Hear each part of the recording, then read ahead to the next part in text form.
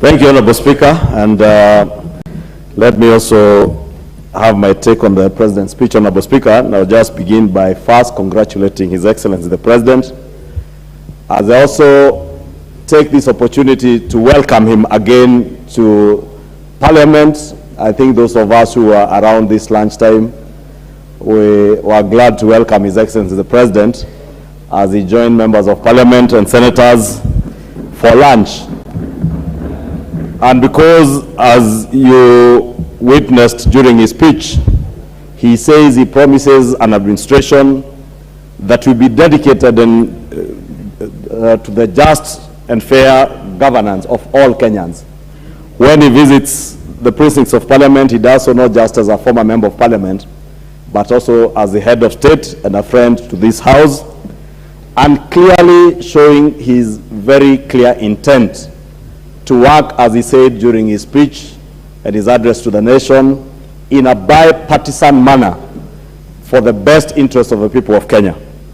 Honorable Speaker, you will see from his speech, other than appreciating the difficult election that was very close that we just came from, and the beauty of our democracy and how well our democracy is evolving, that for the first time in the last close to 20 years, we've been able to go into an election and emerge from that election without having to lose lives out of post-election or pre-election violence. And Honorable Speaker, Kenyans being able to get back to their places of work and their businesses and continue with life after voting and having their leaders in place. And I think it's not just something that we commend His Excellency the President and his administration for steering us through.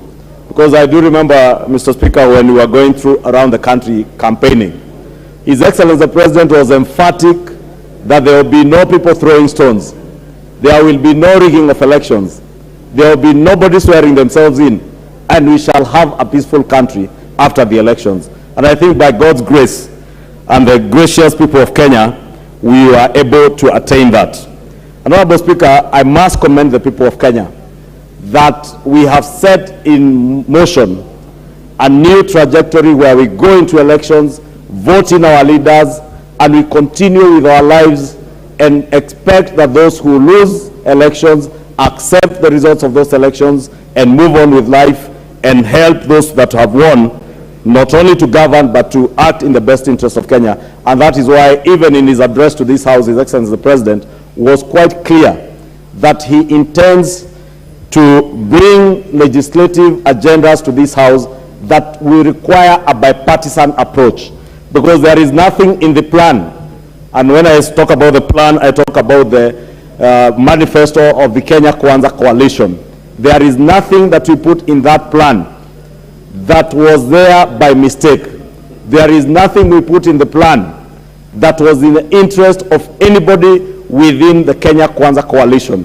But everything in the plan and everything in the manifesto and whatever legislative agenda will come to this House from that manifesto is in the best interest of the people of Kenya.